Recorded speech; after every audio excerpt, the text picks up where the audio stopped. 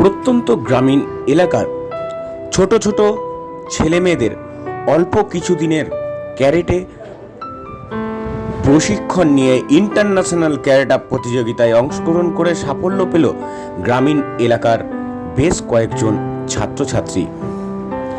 কিছুদিন আগেই শিলিগুড়িতে 4টি দেশের ক্যারেটা প্রতিযোগিতায় অনুষ্ঠিত হয়। সেখানে দ্বিতীয় এবং তৃতীয় স্থান অধিকার করে সিলভার ও ব্রোঞ্জ জিতে নিয়ে এসেছেন নিকিতান সাহা, জিৎ নস্কর, উৎস বেপারি। আজ তাদেরকে সংবর্ধনা জানান ফাঁসি দেওয়া অঞ্চল তৃণমূল কংগ্রেসের পক্ষ থেকে।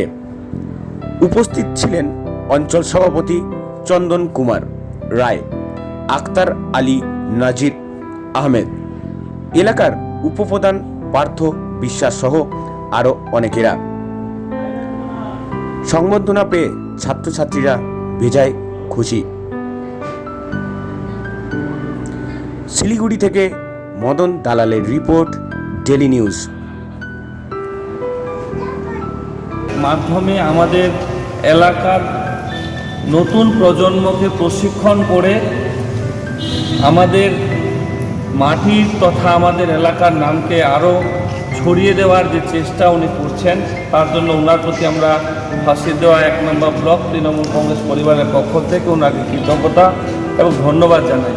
সাথে সাথে আজ যে ইন্টারন্যাশনাল লেভেলের একটা ক্যারাটে কম্পিটিশন, যেখানে ভারতের সাথে বাংলাদেশ, নেপাল, ভুটান এই 4টা দেশের মধ্যে যে কম্পিটিশান অনুষ্ঠিত হয়েছিল, সেই কম্পিটিশানে আমাদের এই প্রশিক্ষণ কেন্দ্রে থেকে আমাদের 4 জন সেখানে অংশগ্রহণ করে এবং 4 জনের মধ্যে 3 জনই আমাদের দ্বিতীয় স্থান নিয়ে সিলভার মেডেল নিয়ে আসে এবং 1 জন আমাদের ব্রোঞ্জ মেডেল নিয়ে আমাদের সকলকে গর্বিত করেছেন।